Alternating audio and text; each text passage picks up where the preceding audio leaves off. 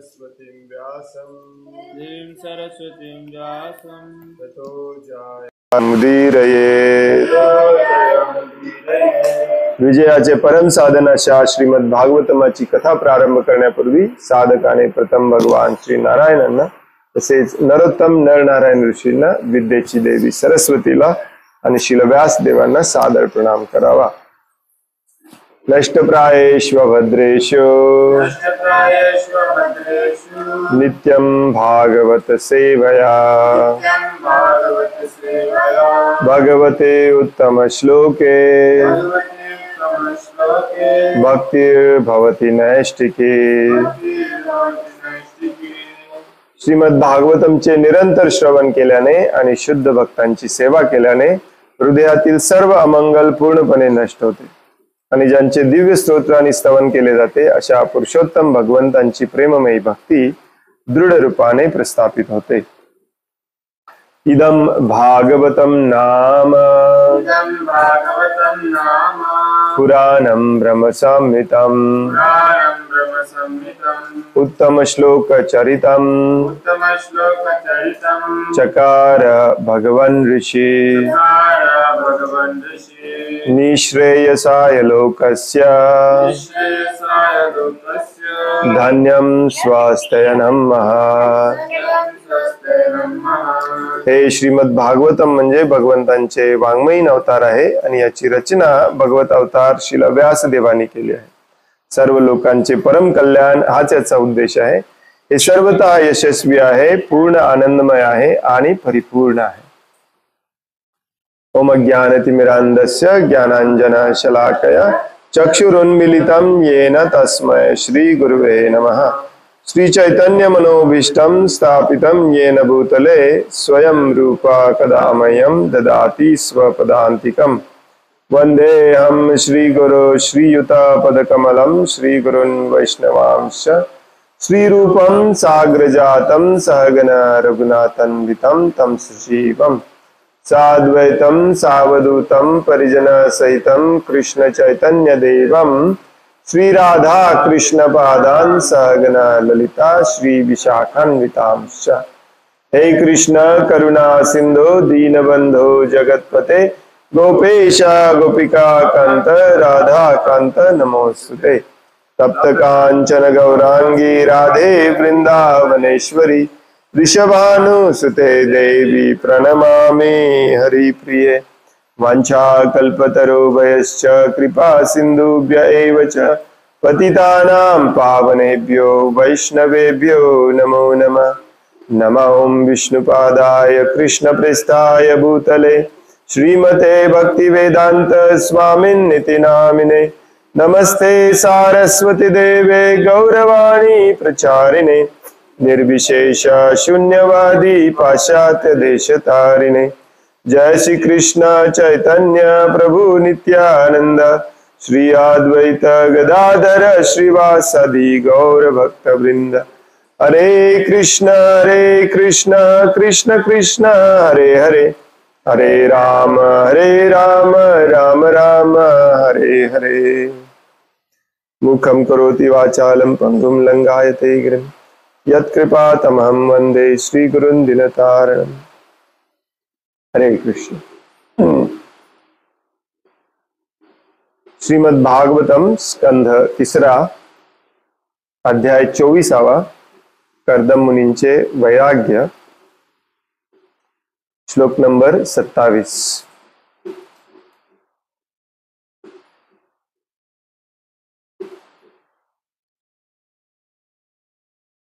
अहो पापच्यमानानां निरये स्वै अमंगले कालेन भूयसा नूनं प्रसिदन्ति इह देवता। अहो पापच्यमानानां निरये स्वैरमंगलः कालेन भूयसा नूनम् कालेन भूयसा नूनं प्रसीदन्ति इह देवता सीदन्ति देवता अहो पापच्च मानानाम् अहो पापच्यमानानां निरये स्वैरमङ्गले स्वरमङ्गले कालेन भूयसा नूनम् कालेन भूयसा नूनं प्रसीदन्ति इह देवता सीदन्ति देवता अहो पापच्च मानानाम् अहो पापच्यमानानां निरये स्वैरमङ्गले स्वरमङ्गले कालेन भूयसा नूनम् कालेन भूयसा नूनं प्रसीदन्ति इह देवता सीदन्ति देवता अहो पापच्यमानानां अहो पापच्च मानानाम् स्वरमङ्गले निरये स्वैरमङ्गले कालेन भूयसा नूनं सीदन्ति देवता प्रसीदन्ति इह देवता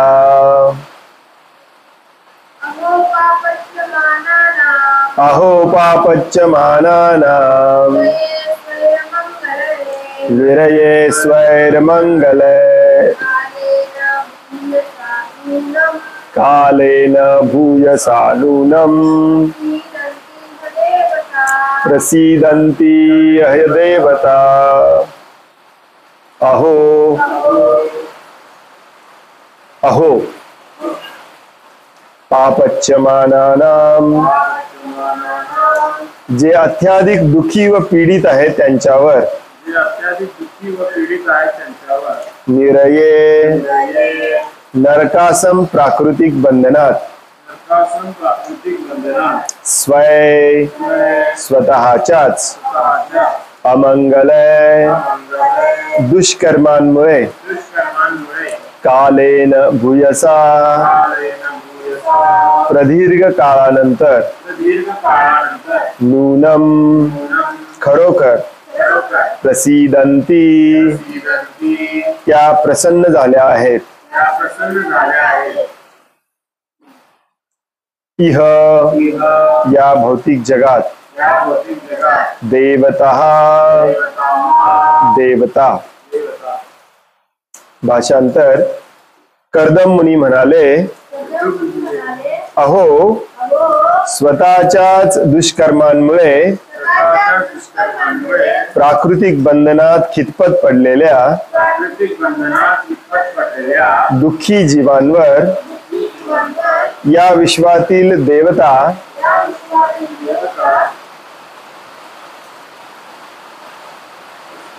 प्रदीर्घ काळानंतर प्रसन्न झाल्या आहेत. प्रसन्न झाले आहेत.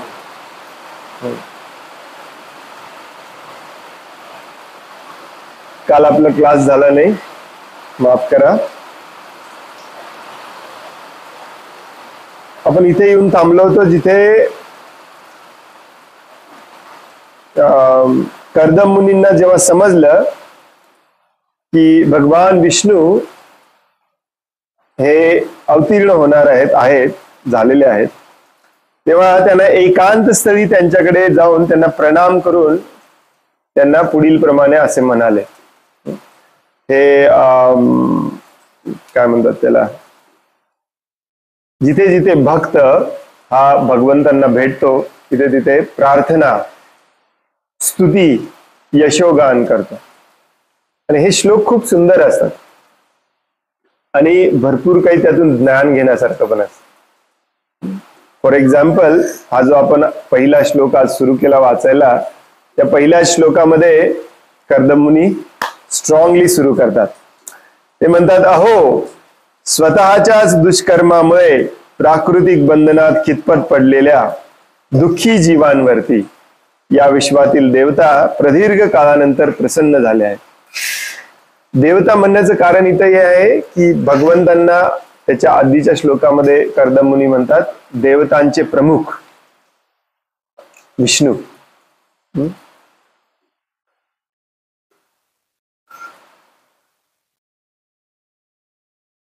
तर याच्यामध्ये आता बरेच महत्वाचे मुद्दे आहेत. पहिला म्हणजे स्वतःच्याच दुष्कर्मामुळे प्राकृतिक बंधनात कितपत पडलेल्या दुःखी जीवांवर. आपण दुःखी आहोत, या प्रकृतीच्या बंधनामध्ये अडकलेलो आहोत, आणि त्याचं कारण आहे आपलं स्वतःच दुष्कर्म. आणि याच्यावरती भगवंत प्रसन्न झाल्याशिवाय आपण या प्रकृतीच्या बंधनातून बाहेर पडू शकत नाही. आपला दुष्कर्म आपण थांबवू शकत नाही. आणि ही कृपा करण्यासाठीच भगवान बऱ्याच वेळेला वेगवेगळ्या रूपामध्ये अवतार घेऊन येतात. भगवंतांच्या अवतार घ्यायचं कारण मेन एकच असतं, या प्रकृतीच्या बंधनामध्ये स्वतःच्या दुष्कर्माने दुःखामध्ये खितपत पडलेल्या जीवांवरती कृपा करणे. बऱ्याचदा आपल्याला ते समजत नाही कशी कृपा करतात, परंतु कृपा करायला जे आलेले असतात. आणि ती कृपा म्हणजेच ज्ञान, जे मेन कार्य आहे कपिल देवांचं. ज्ञान, अज्ञानातून बाहेर काढलं पाहिजे. कृपा म्हणजे असं नसतं की केअरफुल, भगवंत आलेत आणि तुम्ही त्यांच्याकडे $2 मिलियन मागितले, किंवा प्रदीर्घ आयुष्य मागितलं, किंवा स्वर्ग लोकामध्ये जन्म मागितला, आणि ते देतात. आपली इच्छा असेल त्याप्रमाणे ते देतात देखील. त्याला कृपा म्हणत नाही.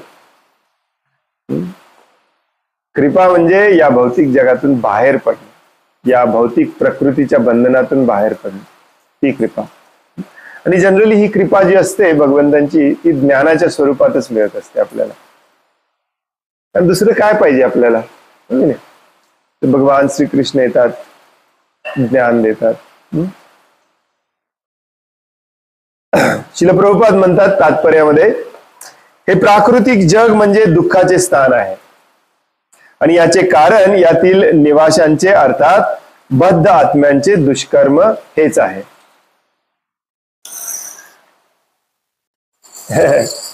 बऱ्याचदा आपण म्हणतो की नाही, एक मिनिट,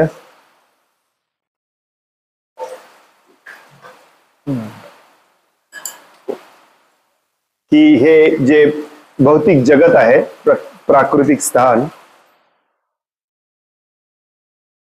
याचं वर्णन भगवान श्रीकृष्ण भगवद्गीतेमध्ये करतात.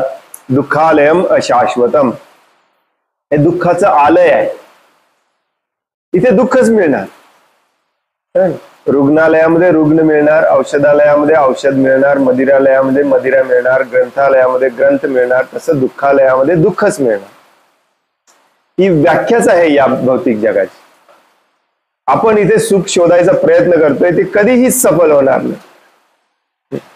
बरेच लोक म्हणतात, प्रभूजी अध्यात्मामध्ये सगळं निगेटिव्हच सांगितलं जातं. निगेटिव्ह नाहीये, हे आपल्याला जाग करण्यासाठी. मग बऱ्याचदा आपल्याला वाटतं की मग भगवंतांनी हे बनवलंयच दुःखालय, ते दुःख देण्यासाठी.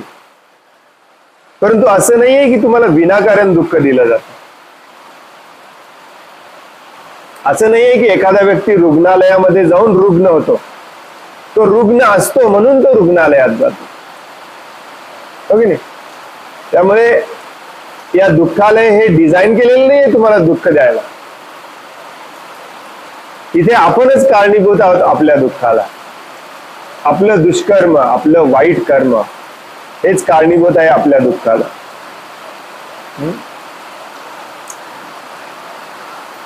ही दुःखे बाहेरून कोणीही त्यांच्यावर लादलेली नाहीत. उलट पक्षी बद्ध जीव स्वतःच्या कृत्यांद्वारे स्वतःचीच दुःखे निर्माण करतात. या तिन्ही वाक्यांमध्ये हा महत्वाचा शब्द येतो, आणि भगवद्गीतेमध्ये खूप वेळा हा महत्वाचा शब्द येतो. बद्ध जीव, बद्ध जीव, बद्ध जीव. बद्ध जीव म्हणजे काय? इथे बांधलेला जीव. बद्ध म्हणजे बांधलेला, ज्याला बांधून ठेवलेला आहे. आपल्याला इथे बांधून ठेवलेलं आहे.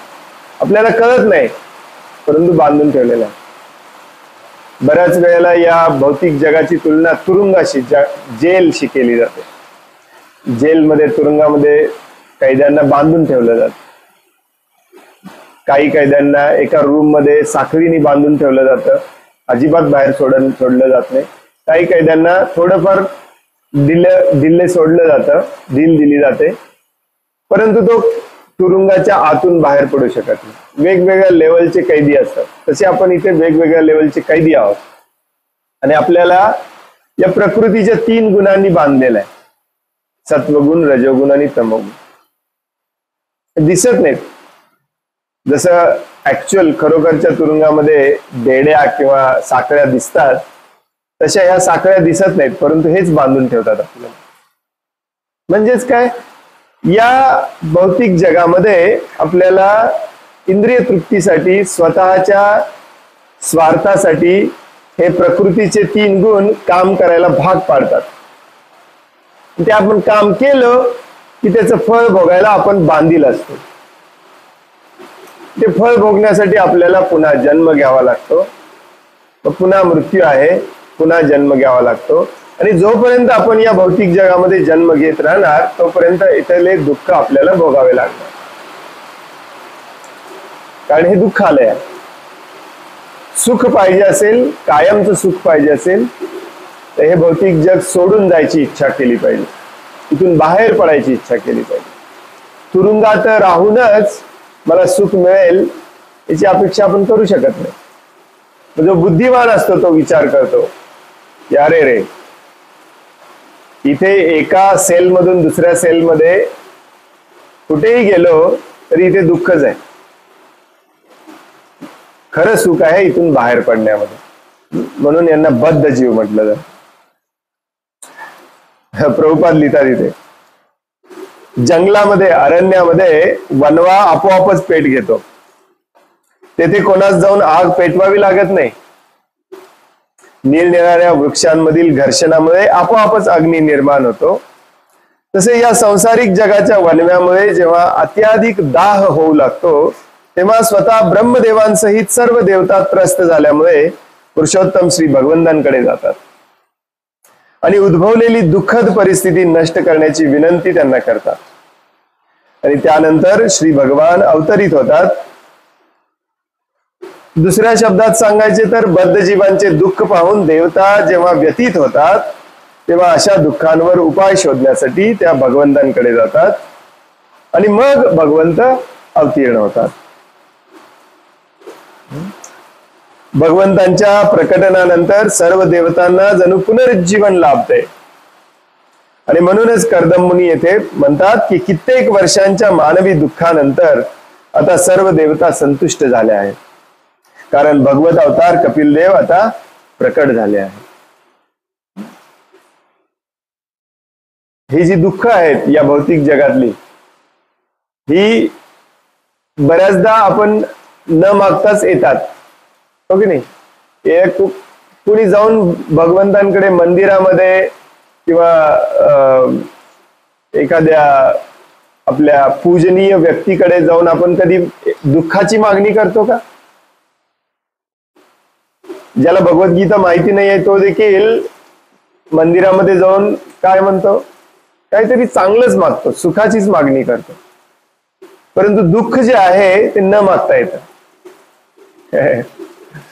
कुणीही मंदिरामध्ये जात नाही आणि म्हणत नाही की आज मी ऑफिसला जाताना माझी गाडी पंक्चर होऊ दे, परंतु ते आपोआपच येतं. ते आपल्याच कर्माचं फळ असतं.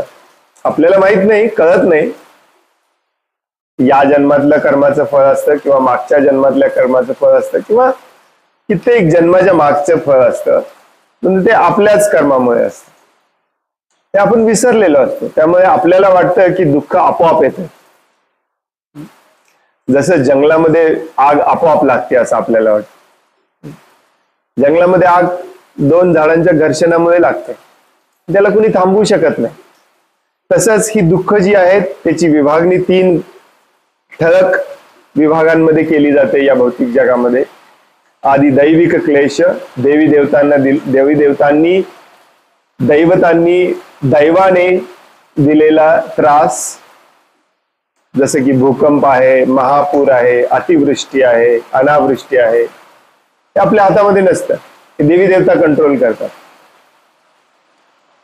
दुसरी विभागणी केली जाते ती म्हणजे आदि भौतिक क्लेश, म्हणजे या भौतिक जगातले वेगवेगळे जीव आणि आपल्याला दिलेला त्रास, साप, विंचू, डास, मच्छर किंवा आपले शेजारी आपले भाऊ कधी कधी यांनी दिलेला त्रास. आणि तिसरी विभागणी असते ती म्हणजे आध्यात्मिक क्लेश, त्याला त्रिविध ताप म्हणतात. आध्यात्मिक क्लेश म्हणजे आपल्या शरीरानेच दिलेला आपल्याला त्रास, आपल्या मनाने दिलेला त्रास, आपल्या शरीराने दिलेला त्रास, जो आपण थांबवू शकत नाही, त्यातलं कुठलंच आपल्या कंट्रोलमध्ये नाही. परंतु विज्ञानाच्या जोरावरती, आधुनिकतेच्या, टेक्नॉलॉजीच्या जोरावरती आपण हे 3 प्रकारचे त्रास कसे मिटवता येईल याचा अनंत काळ अभ्यास करत आहोत, हो की नाही? पूर आला काय करायचं, भूकंप झालं काय करायचं, टेम्परेचर वाढलं काय करायचं, ट्रॅफिक वाढलं काय करायचं, लगेच आपण विज्ञानाची कास धरतो. इन्फेक्शन झालं काय करायचं. आजकाल तर मनोविकार ज्याला म्हणतात, मनाचा त्रास, त्याच्यावरती पण शास्त्रज्ञांनी गोळ्या औषधं शोधून काढली. मूर्खपणा आहे सगळं, हो की नाही? शास्त्र आपल्याला सांगते की हे त्रिविध ताप तुम्ही टाळूच शकत नाही. या तुरुंगामध्ये तुम्हाला टाकलेलं आहे, या तुरुंगाची जेलर आहे दुर्गा देवी, तिच्या हातामध्ये हे त्रिशूल आहे, त्या त्रिशूलाचे 3 टोक आपल्याला सांगतात हे त्रिविध ताप तुम्हाला इथे भोगावेच लागणार. आधी दैविक क्लेश, आधी भौतिक क्लेश आणि आध्यात्मिक क्लेश. परंतु हे जेव्हा अति होतं, सहन होण्याच्या पलीकडे जातं, देवी देवता हे समवॉट शुद्ध भक्तीच्या लेवलला असतात. वरच्या ग्रहांवरती राहून या भौतिक जगाची मॅनेजमेंट त्यांच्या हातामध्ये असते. परंतु भक्ती किंवा भक्तिमय सेवा जेव्हा या जगातली खूप खूप खूप खूप खूप खूप खूप कमी कमी कमी होत जाते, तेव्हा हे देवी देवता चिंतित होतात. त्यांना देखील या जीवांचं, आपल्यासारख्या जीवांचे हाल बघवत नाही. जेव्हा पाप कर्म वाढतं या जगामध्ये, तेव्हा ते भगवंतांकडे जातात याचना करण्यासाठी की आमचं पण मॅनेजमेंट चुका लागले, आमच्या पण हातात काय आता मॅनेजमेंट राहिलं नाही. जसं मॅनेजर जेव्हा कंपनीमध्ये खूपच गोंधळ होतो, मॅनेजरला वाटतं की आता हे मी पण सोडवू शकत नाही, तेव्हा तो मालकाकडे जातो. तसे हे सगळे भगवंतांकडे जातात आणि मग भगवंत संतुष्ट होऊन अवतार धारण करून येतात आणि मग पुन्हा धर्माची स्थापना करतात. भगवंत म्हणतात भगवद्गीतेमध्ये, धर्माची पुन्हा स्थापना करण्यासाठीच मी अवतार घेतो. यदा यदा हि धर्मस्य ग्लानिर्भवति भारत अभ्युत्थानम् अधर्मस्य तदात्मानं धर्म संस्थापनार्थाय येतात, हो की नाही?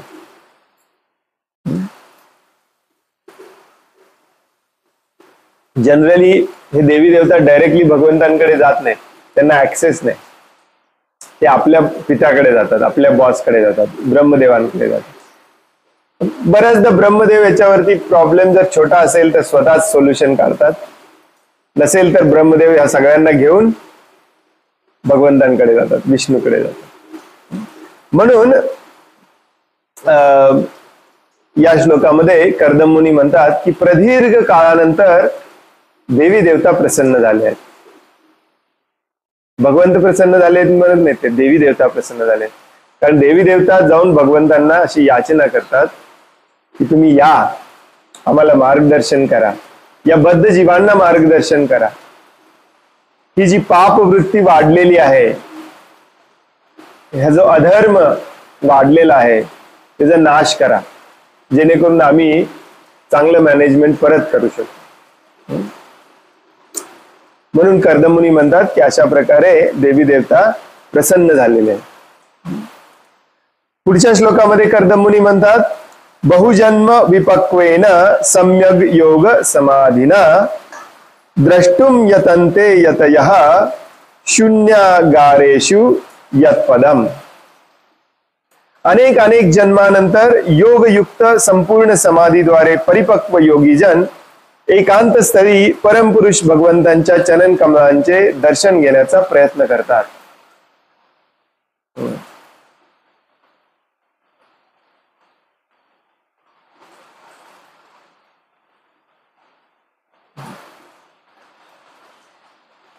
पहिल्या श्लोकामध्ये सांगितलं की देवी देवता प्रसन्न झाले म्हणून भगवंत आलेत.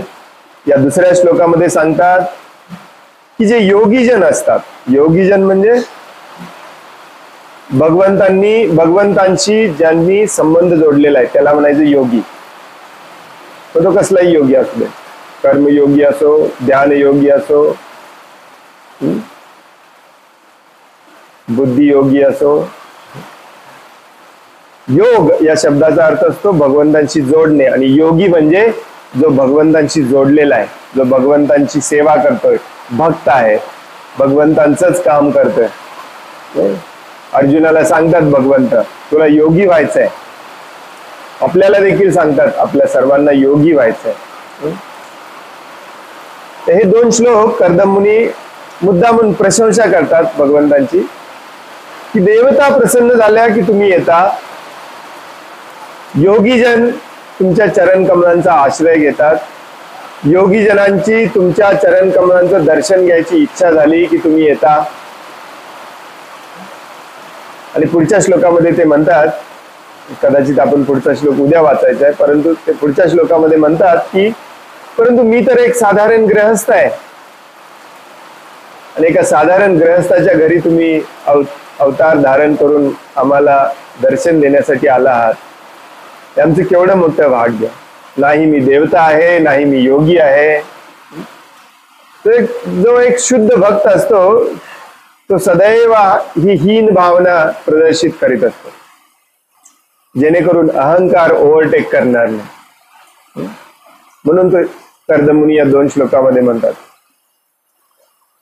या श्लोकाचं तात्पर्य आपण वाचूया, जिथे ते म्हणतात की अनेक अनेक जन्मानंतर योगयुक्त संपूर्ण समाधीद्वारे परिपक्व योगीजन एकांत स्थळी परमपुरुष भगवंतांच्या चरण कमलाचे दर्शन घेण्याचा प्रयत्न करतात. तात्पर्य, योगासंबंधी काही महत्वपूर्ण गोष्टी येथे सांगितलेल्या आहेत. बऱ्याचदा आपला जो कथेचा फ्लो असतो श्रीमद भागवतम मध्ये, तो फ्लो थोडाफार तुटल्यासारखा वाटतो, कारण श्रील प्रभुपाद आपल्याला त्या श्लोकातला एका दुसरा शब्द घेऊन आपण प्रॅक्टिकली याच्यातून काय ज्ञान घ्यायचं आणि काय बदलायचं, कसं सुधारायचं हे सांगतात. प्रभुपाद म्हणतात योगासंबंधी काही महत्वपूर्ण गोष्टी इथे सांगितलेल्या आहेत. पहिला शब्द म्हणजे बहुजन्म विपक्वेन. या शब्दाचा अर्थ आहे अनेक अनेक जन्मानंतरच्या परिपक्व योगाभ्यासानंतर, असा आहे. त्याचप्रमाणे सम्यग योग समाधीना, हा आणखी एका शब्दाचा अर्थ आहे योग पद्धतीच्या संपूर्ण अभ्यासाने, असा आहे. समाधीना म्हणजे समाधी ही योगाची शेवटची स्टेज असते. ऍक्च्युली प्रभुपाद बऱ्याचदा हे सांगतात की आपण जो योग करतो तो बोगस योग आहे. हातपाय हलवणे, उलट सुलट होणे, जिम्नॅस्टिक करणे, किंवा नाकातून श्वास सोडून फासफूस करणे, याला योग म्हणत नाही. हे योगाचा एक थोडासा भाग आहे. थोडासा म्हणजे खूप थोडासा भाग आहे. ऍक्च्युली खरं जे अष्टांग योग असतं ते भगवंतांना प्राप्त करण्यासाठी करायचं असतं. आरोग्य टिकवून ठेवण्यासाठी, शरीर चांगलं ठेवून अजून आयुष चैनी करण्यासाठी योगाभ्यास केला जात नाही, आजार दूर करण्यासाठी वगैरे. योगाभ्यासाचा मुख्य उद्देश असतो भगवंतांना प्रसन्न करणे, आपल्या इंद्रिय तृप्तीला, आपल्या मनाला कंट्रोल करणे, आणि भगवंतांची जोडणे. योग म्हणजे जोडणे. पतंजली ऋषी देखील म्हणतात योग चित्त वृत्ती निरोधा. या चित्ताची जी वृत्ती आहे या भौतिक जगामध्ये पाहिजे पाहिजे पाहिजे पाहिजे म्हणायची, त्याला निरोध बंधन घालण्यासाठी योगाभ्यास केला जातो. रामदेव बाबा शिकवतात योगा, चांगलं शिकवतात. ऍक्च्युली आजपर्यंत ज्यांनी शिकवलं त्यांच्यापेक्षा चांगलं शिकवतात. परंतु सांगतात भौतिकच उद्देश त्याचा. तुमचा हा आजार दूर होईल, तो आजार दूर होईल, तुम्हाला हे बरं वाटेल, ते बरं वाटेल. ते बरोबर आहे, ऍक्च्युली तो साईड इफेक्ट असतो योगाचा. परंतु योगाचा मुख्य उद्देश आहे आध्यात्मिक प्रगती करणे, भगवंतांशी जोडणे. तो उद्देश जर आपण लक्षात ठेवला नाही तर मग काही उपयोग होत नाही. म्हणून अनेक अनेक जन्मानंतर योगी परिपक्व होत असतो. रोज सकाळी 5:30 ते 6 संस्कार चॅनल, कुठलं चॅनल? संस्कार चॅनल, आस्था चॅनल. आस्था चॅनल बघून कुणी योगी होत नाही. योगाचे जे 8 अंग आहेत, व्हॉट इज द स्मेल?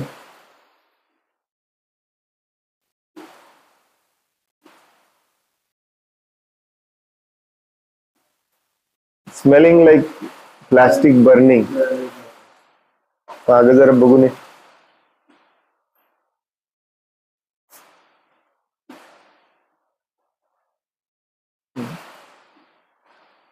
काय ठेवलेस?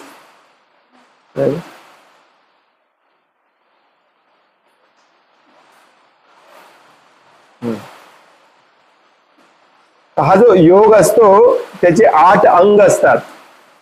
अष्टांग योग. बऱ्याच जणांना एकतर व्यक्ती मला सांगत होता अष्टांग म्हणजे अंगाचे 8 वेगवेगळ्या प्रकारे आसन करणे. आपल्याला काही माहितीच नाही आहे, इतकं आपण खाली गेलोय आता. अष्टांग म्हणजे या योगाचे 8 अंग असतात. प्रभुपाद सांगतात आपल्याला काही त्याचा अभ्यास करायचा नाही, परंतु हे केल्यानंतर आपण त्या समाधी अवस्थेला पोहोचतो. समाधी ह्या 8 अंगातला एक अंग आहे. त्यालाच परिपक्व योगी म्हणतात, जो समाधीस्थ असतो. आणि समाधीची व्याख्या असते ज्याचं मन विचलित होत नाही, पूर्णपणे भगवंतांवरती स्थिर असतं, त्याला म्हणायचं समाधी अवस्था.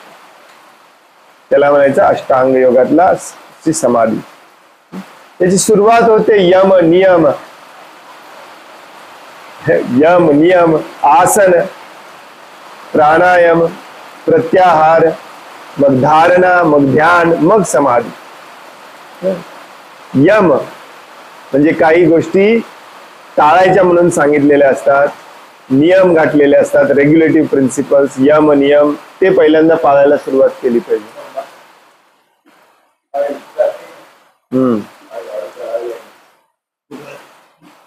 जसं की अहिंसा, सत्य, अस्तेय, ब्रह्मचर्य, अपरिग्रह, हे पहिल्यांदा पाळलं पाहिजे. ही योगाची सुरुवात असते. मग येतात नियम. मन कंट्रोल केलं पाहिजे, ब्रह्मचर्याचं पूर्णपणे पालन केलं पाहिजे. काही लोक तर योगाभ्यास करतात ब्रह्मचर्य मोडायला. असा कुणी योगी होत नसतो. आणि म्हणून जो खरा योगी असतो त्यानंतर मग येतं आसन, मग त्यानंतर प्राणायाम, मग प्रत्याहार. प्रत्याहार तर कुणी करतच नाही. मग धारणा, मग ध्यान, मग समाधी. अशा प्रकारे अनेक जन्म अभ्यास करावा लागतो, मग हा योगी होतो. आणि असे परिपक्व झालेले जे योगी असतात त्यांचा एकच उद्देश असतो, भगवंतांचं ध्यान करणे. तोच श्रेष्ठ योगी असतो. भगवद्गीतेमध्ये 6व्या अध्यायामध्ये याच्याबद्दल थोडं आपल्याला ज्ञान दिलेलं आहे.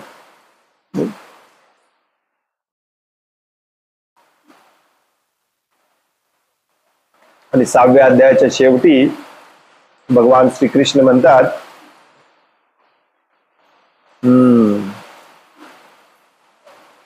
जो माझ्यावरती ध्यान करतो तो सर्वश्रेष्ठ योगी असतो. हो की नाही? योगिनाम अपि सर्वेषाम मदगते अंतरात्मना. आणि तो काय करतो? भजते माम दृढव्रता, माझी दृढतेने भजन करतो, कीर्तन करतो, सेवा करतो. तर प्रभुपाद या शब्दांचे अर्थ आपल्याला समजावून सांगतायत, कारण आपण वाचायच्या फ्लो मध्ये विसरून जातो की काय एक्झॅक्टली हा शब्द का वापरलेत, योगी कोण असतात. आपल्याला वाटतं आपण इस्कॉन जॉईन केलं म्हणजे आपण झालो योगी. हो की नाही? काही काही लोक दीक्षा घेतात, त्यांचं नाव बदलतं, सो अँड सो दास, आपल्या नावासमोर ते योगी लावतात, योगी सो अँड सो दास. असं एवढं सोपं असतं योगी होणे, तर सगळेच योगी झाले असते. प्रभुपाद या शब्दांचा अर्थ सांगतात. बहुजन्म विपक्वेन म्हणजे अनेक अनेक जन्मानंतर पक्व झालेले असतात. सम्यक योग समाधीना म्हणजे योग पद्धतीचा संपूर्ण अभ्यास करून ते परिपक्व झालेले असतात. योग पद्धतीचा संपूर्ण अभ्यास म्हणजेच भक्ती योग होय. योग पद्धतीचा पूर्ण अभ्यास म्हणजे काय? कुठलाही योग करा तुम्ही, कर्मयोग असो, ध्यान योग असो, हठ योग असो, अष्टांग योग असो, त्याचा शेवट, त्याची परिणती ही भक्तीमध्ये झाली पाहिजे, भगवंतांशी जोडण्यामध्ये झाली पाहिजे, भगवंतांसाठी कर्म करण्यामध्ये झाली पाहिजे. त्याच्याशिवाय आपण परफेक्ट योगी होत नाही. म्हणून भगवंतांनी अर्जुनाला सांगितलंय, उठ, उत्तिष्ठ भारता, तुला योगी व्हायचंय, माझ्यासाठी काम करायचंय. तस्मात योगी भव अर्जुन. जोपर्यंत मनुष्य भक्ती योग म्हणजेच भगवंतांना शरण जाण्याच्या स्तरावर येत नाही, तोपर्यंत त्याचा योगाभ्यास पूर्णत्वास जात नाही. हाच मुद्दा भगवद्गीतेतही स्पष्ट करण्यात आला आहे. भगवंत 7व्या अध्यायात सांगतात, बहुनाम जन्मनाम अंते, अनेक अनेक जन्मानंतर दिव्य ज्ञानामध्ये परिपक्व झालेला ज्ञानी मनुष्य पूर्ण पुरुषोत्तम भगवंतांना शरण जातो. बहुनाम जन्मनाम अंते ज्ञानवान माम प्रपद्यते.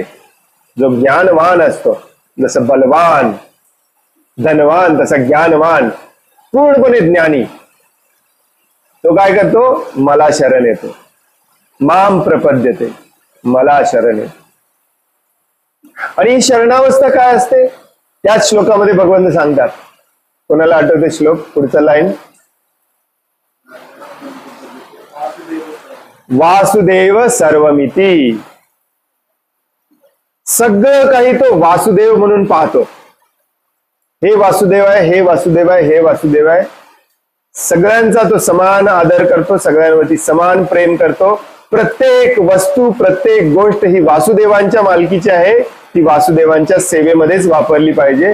या स्टेजला तो येतो. वासुदेव सर्वमिती. आणि त्या श्लोकामध्ये हे पण सांगितलेलं आहे, स महात्मा सुदुर्लभ. असा महात्मा मात्र खूप दुर्लभ असतो. हे आपण पण बघतो, असा महात्मा खूप दुर्लभ आहे या लेवलला आलेला, हो की नाही? तर हे याला म्हणायचं परफेक्ट योगी, जो अनेक अनेक अनेक जन्मानंतर पूर्ण अभ्यास करून करून करून करून भगवंतांना पूर्णपणे शरण आलेला. म्हणून प्रभुपाद बऱ्याचदा म्हणतात, जो भगवंतांना पूर्ण शरण आलेला आहे, जो भक्तिमय सेवा करत आहे, भगवंतांसाठी कार्य करत आहे, त्याने सगळा योगाभ्यास ऑलरेडी केलेला आहे मागच्या जन्मामध्ये. त्याने हे फासफूस योगाभ्यास विद्याभ्यास काही करायची गरज नाही, ग्रंथ वाचायची गरज नाही, अभ्यास करायची गरज नाही. तो ज्ञानवान आहे. हेच खरं ज्ञान आहे, भगवंतांना शरण जाणे. कर्दम मुनी याच विधानाची पुनरुक्ती करतात. पुन्हा एकदा इथे सांगतात, अनेक अनेक वर्ष आणि अनेक अनेक जन्मांमध्ये योगाचा संपूर्ण अभ्यास केल्यानंतर मनुष्य एकांत स्तरी भगवंतांच्या चरण कमलांचे दर्शन घेऊ शकतो. एकांत स्थळी फेस टू फेस तुम्ही भगवंतांना पाहू शकता, भगवंतांच्या चरण कमलांचं दर्शन घेऊ शकता, भगवंतांना डायरेक्टली सेवा प्रदान करू शकतात. पण त्यासाठी पूर्णपणे भगवंतांना शरण गेलं पाहिजे, पूर्णपणे योगी झालं पाहिजे. सर्वांना, आपल्या सगळ्यांना योगी व्हायचंय. केवळ काही आसनांचा सराव केल्यानंतर मनुष्य त्वरित पूर्णत्वास जातो असे नाही.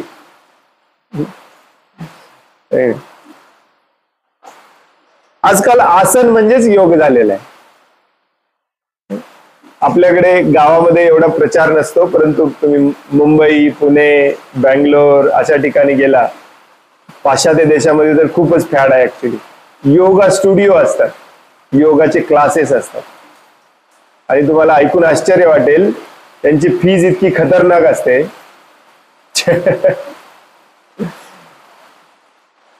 लिटरली भयानक असते, हजारोंमध्ये. आणि काय शिकवलं जातं? नौकासन, यजुर्वेदासन, दिस वेदासन, दिस आसन, दॅट आसन, मकरासन, वृक्षासन. याच्याने थोडंफार आपल्याला बरं वाटतं, नाही असं नाही, परंतु योगाचा तो उद्देश नाहीये. प्रभुपाद बऱ्याचदा सांगतात आपल्याला, जे जिम्नॅस्टिक प्रॅक्टिस आहे ते म्हणजे योगा नव्हे. त्याला प्रदीर्घ काळासाठी योगाचे आचरण करावे लागते. कैक जन्मांमध्ये, विशेष करून डॅश मारून शिला प्रभुपाद लिहितात तिथे, कित्येक जन्म त्याला अभ्यास करावा लागतो. आणि मगच तो परिपक्व होतो. योगी व्यक्तीने एकांत स्थळी सराव केला पाहिजे. ऍक्च्युली भगवान श्रीकृष्ण हा ध्यान योग, ज्याला जो अष्टांग योगाचा भाग आहे, तो भगवद्गीतेच्या 6व्या अध्यायामध्ये आपल्याला समजावून सांगतात. आणि पहिली गोष्ट हीच सांगतात, पहिली अट आहे हा योगाभ्यास करायचा म्हणजे एकांत स्थळी जाऊन एकटं केलं पाहिजे.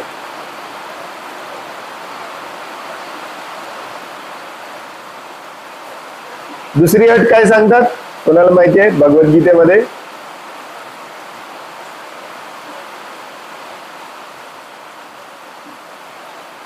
कुशा गवताच्या आसनावरती किंवा आसनावरती हरणीचं चमड्याची बनलेलं आसन, त्याच्यावरती स्ट्रेट बसलं पाहिजे. नाकाच्या शेंड्यावरती स्ट्रेट बघितलं पाहिजे. अर्धे डोळे झाकले पाहिजेत, अर्धे उघडे असले पाहिजेत. पूर्णपणे ब्रह्मचर्याचं पालन केलं पाहिजे. पूर्णपणे इंद्रियांना कंट्रोल केलं पाहिजे. मनाला स्थिर केलं पाहिजे. आणि मग हृदयामध्ये असलेल्या परमात्म्यावरती ध्यान केलं पाहिजे. प्रभुपाद बऱ्याचदा चेष्टेने म्हणतात, यातला जी पहिली स्टेज आहे तीच आपण करू शकत नाही, एकांत स्थळी जाऊन एकटं करणे. बाबा रामदेव तर उलटच सांगतात, 5-5 हजार एका ठिकाणी बसवून योगा करून घे. त्याला योगा म्हणताच येत नाही आपल्याला, कारण पूर्णपणे मन आणि इंद्रिय कंट्रोल केल्याशिवाय आपण योग करू शकत नाही.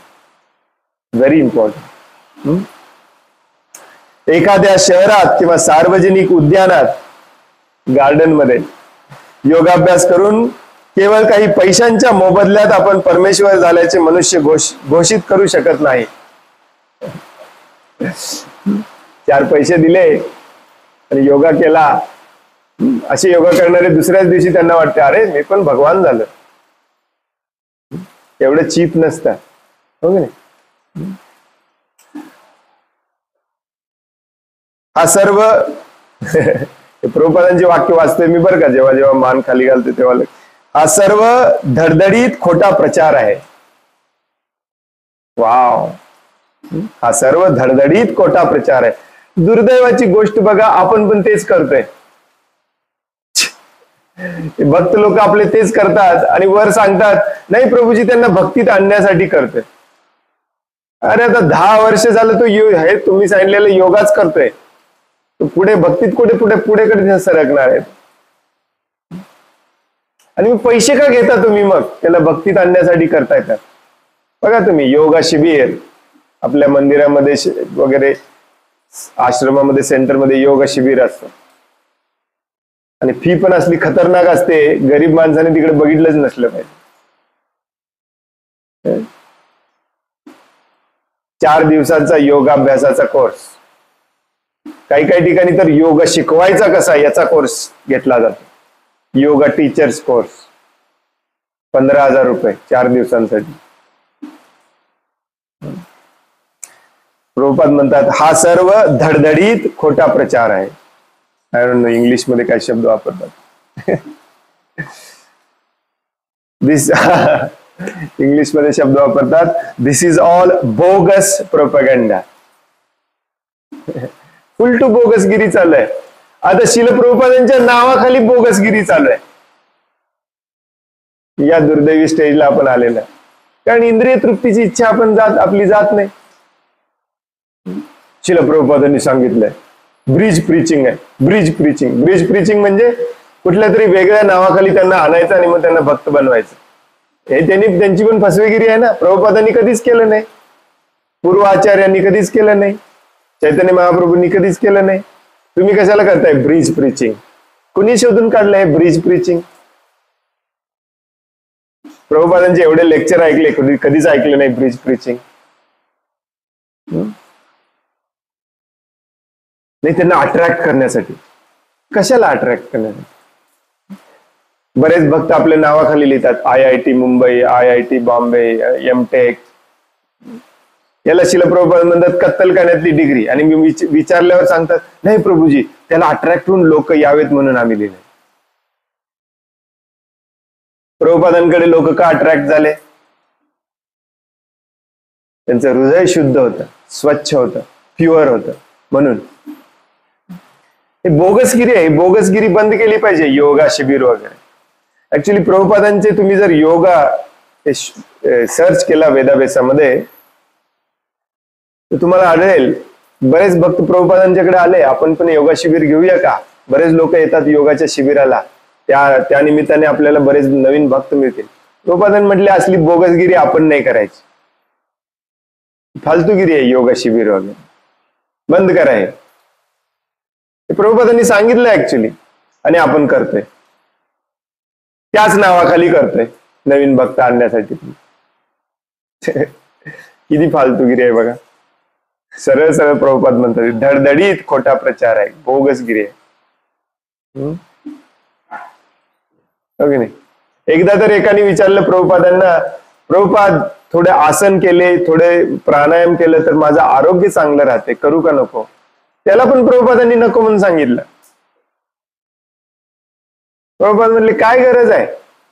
कीर्तन करा रोजचे 3 तास, डान्स करा कीर्तन मध्ये, तुमचे सगळं शरीर हलून जाते, काही प्रॉब्लेम येणार नाही. भगवंतांसाठी काम करा, हातोडा घ्या, फावडा घ्या हातामध्ये, सगळं योगाभ्यास आपोआप होतो. श्वासाचा अभ्यास प्रभुपाद म्हणाले हरे कृष्ण महामंत्राचा जप मोठ्याने करा. हरे कृष्ण कृष्ण कृष्ण हरे हरे, हरे राम राम राम हरे हरे. श्वास घ्यावा लागतो, श्वास सोडावा लागतो. हाच आहे योगाभ्यास. या कलियुगामध्ये काय करणार आहे आपण योगाभ्यास?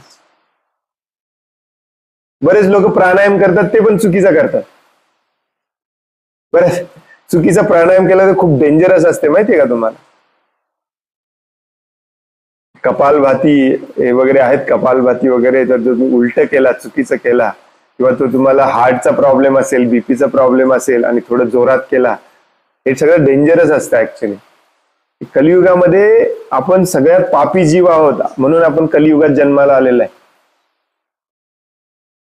आपल्या आचार्याने सांगितलं तेवढं स्ट्रिक्टली आपण केलं पाहिजे, मग आपला उद्धार होतो. श्रील प्रभुपाद शेवटच्या वाक्यामध्ये सांगतात खरे योगी, जो खरा योगी असतो, निर्जन स्थळी योगाभ्यास करतात. ते कोणी नाही आहे, एकांत स्थळी जंगलामध्ये जाऊन, जंगलच राहिले नाही आता. आणि जर ते भगवंतांना शरण गेले तरच अनेक जन्मानंतर त्यांना यश प्राप्ती होते. तेच योगाचे पूर्णत्व. जसं मी मगाशी सुरुवातीला म्हणालो की कथा राहिली बाजूला, वेगळंच आपल्याला ज्ञान दिलं जातं, कारण हे महत्वाचं आहे. प्रभुपाद किती हुशार होते बघा. प्रभुपादांना माहिती होतं भविष्यात जाऊन आपलेच अनुयायी याच्या विरुद्ध काहीतरी घालणार. प्रभुपाद म्हणतात, थांबा, कर्दम मुनींची कथा जरा बाजूला राहू दे, मी तुम्हाला समजावून सांगतो योग नक्की म्हणजे काय. हे फालतूगिरी सगळा बंद करा, बोगसगिरी बंद करा, हो की नाही. एनिवे, आपण कथेकडे वापस येऊया. कर्दम मुनी भगवंतांना प्रार्थनेला आज सुरुवात करतात. ही पहिली 2 श्लोक आजची जी आहेत त्याची सुरुवात आहे कर्दम मुनींच्या प्रार्थनेची. ते म्हणतात की देवता प्रसन्न झाले की तुम्ही येता, योगी जन तुमचे दर्शन घेण्यासाठी आतुर असतात, त्यांना तुम्ही एकांत स्थळी भेटता. आणि म्हणून पुढच्या श्लोकामध्ये म्हणतात, परंतु मी तर एक साधा ग्रहस्थ आहे, तुमची अपार कृपा आहे माझ्यावरती, माझ्या घरी येणे म्हणजे. ते आपण उद्या वाचूया. प्रॅक्टिकली काय शिकलो आपण? योगा केला पाहिजे की नाही केला पाहिजे? नाही केला पाहिजे. तुम्हाला हेल्दी राहायचंय ना, परफेक्ट उपाय आहे हेल्दी राहण्यासाठी. रोजचं कीर्तन मध्ये 2 तास डान्स करायचं, मस्तपैकी डान्स करायचं. सकाळी 1 तास, संध्याकाळी 1 तास, आणि 2 तास श्वासाचा अभ्यास करायचा जप करून. हरे कृष्ण कृष्ण कृष्ण हरे हरे, हरे राम राम राम हरे हरे. हरे कृष्ण. कोणाला काही प्रश्न आहे, काही सांगायचं आहे? This comment section came on top of me. Yeah? Yes. I have to change position. हरे कृष्ण दंडवत प्रणाम प्रभूजी. हरे कृष्ण दंडवत प्रणाम. कपिल देवांचं म्हणजे जन्म कशासाठी झाला, म्हणजे भगवंतांनी कपिल देवाच्या रूपाने अवतार कशासाठी? भक्ती म्हणजे काय हे समजावून सांगण्यासाठी. त्यांचा मेन उद्देश होता आपल्या आईला समजावून सांगणे, देवहूतीला. परंतु भगवंत हे जेव्हा जेव्हा भक्ती म्हणजे काय समजावून सांगतात, जसं की भगवद्गीता अर्जुनाला सांगितली, परंतु त्याद्वारे आपल्यासारख्या सगळ्याच बद्धजीवांना समजावून सांगणे हा त्यांचा उद्देश असतो. त्यामुळे श्रीमद भागवतमचा 3रा स्कंद जर आपण पाहिला तर त्याच्यात पहिल्या काय म्हणतात त्याला, कव्हर पेज वरतीच जे चित्र आहे तेच कपिल देव आहेत. आपल्या आईला भक्ती म्हणजे काय समजावून सांगत आहे. भक्ती म्हणजे काय समजावून सांगणे म्हणजेच अज्ञान दूर करणे, संशय दूर करणे. जसं अर्जुनाचा अज्ञान आणि संशय भगवंत दूर करतात भगवद्गीतेमध्ये, तसं कपिल देव आपल्या आईचा अज्ञान आणि संशय दूर करतात, जे आपण 2 दिवसापूर्वी वाचलं. श्लोक नंबर 16 आणि 17 मध्ये 3-4 दिवसापूर्वी ब्रह्मदेव सांगतात कपिल देव कशासाठी आलेले आहेत. अज्ञानाची आणि संशयाची ग्रंथी ते पूर्णपणे छेदून टाकतील, 18व्या श्लोकामध्ये म्हणतात. हे कपिल देवांच्या अवताराचं मुख्य कार्य आहे. आणि हे पुढच्या अध्यायात सुरू होणार आहे, अध्याय नंबर 25. ऑल द वे हा स्कंद संपेपर्यंत कपिल देवांनी दिलेलं ज्ञान आहे. आता याच्यामध्ये सगळं येणार.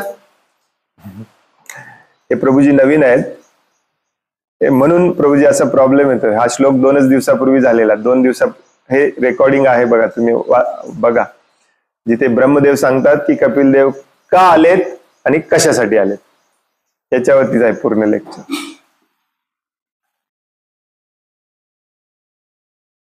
अज्ञान दूर करतात, संशय दूर करतात ज्ञान देऊन. म्हणजे काय, आपल्याला प्रॅक्टिकली आपण काय चुका करतोय, कसं वागलं पाहिजे, काय वागलं पाहिजे हे समजावून सांग. भगवद्गीता म्हणजे पण काय आहे, तेच आहे.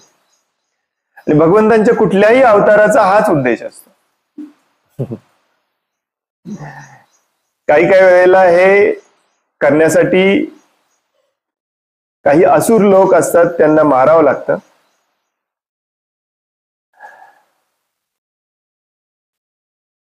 ते देखील काम करतात. परित्राणाय साधूनाम विनाशाय च दुष्कृताम. जे काही करावं लागेल जेणेकरून सगळे जीव पुन्हा भक्तिमय सेवेमध्ये येतील, धर्माची पुन्हा स्थापना करेल. आणि मॅक्झिमम वेळेला त्याचं मुख्य कार्य असतं ते म्हणजे ज्ञान देणे. अज्ञानामुळेच लोक वाईट वागत असतात, अज्ञानामुळेच लोक दुःख भोगत असतात. त्यांना ज्ञान देणे, त्यांना ज्ञानाच्या मार्गावर आणणे हे भगवंतांच्या कृपेचं मुख्य कार्य असतं. भागवतमचं ते मुख्य कार्य तेच आहे. जसं आज आपण वाचलं की योगा जो असतो, योग तो का केला नसला पाहिजे, कसा ऍक्च्युली करायचाच असेल तर कसा केला पाहिजे. जसं आपण आज ज्ञान घेतलं तसंच भक्ती म्हणजे एक्झॅक्टली नेमकं काय हे कपिल देव सांगणार आहेत पुढच्या अध्यायापासून. पुढच्या अध्यायाचं नाव काय? भक्तिमय सेवेचे महात्म्य. त्याच्या पुढच्या अध्यायाचं नाव आहे भौतिक प्रकृतीची मूलभूत तत्वे, भौतिक प्रकृतीचे ज्ञान. भक्ती मार्गाच्या आचरणाविषयी कपिल देवांचे उपदेश, भक्तिमय सेवेचे कपिलकृत विवेचन,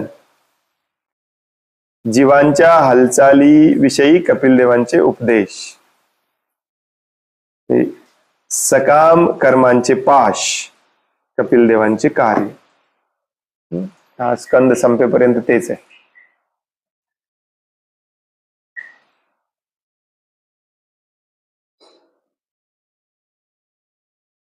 हरे कृष्ण. आणखीन कोणाला काही प्रश्न आहे, काही सांगायचं आहे?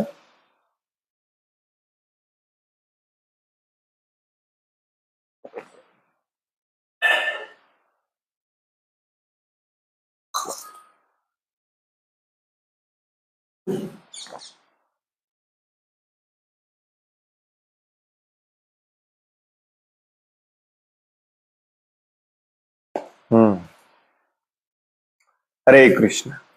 खूप खूप धन्यवाद. वांछा कल्पतरुभयश्च कृपा सिंधुभ्य एव च पतितानां पावनेभ्यो वैष्णवेभ्यो नमो नमः. अनंत कोटि वैष्णव वृंद की जय. वैष्णव ठाकुर शिल प्रभुपाद की जय. ग्रंथराज श्रीमद् भागवतम की जय. हरे कृष्णा. धन्यवाद.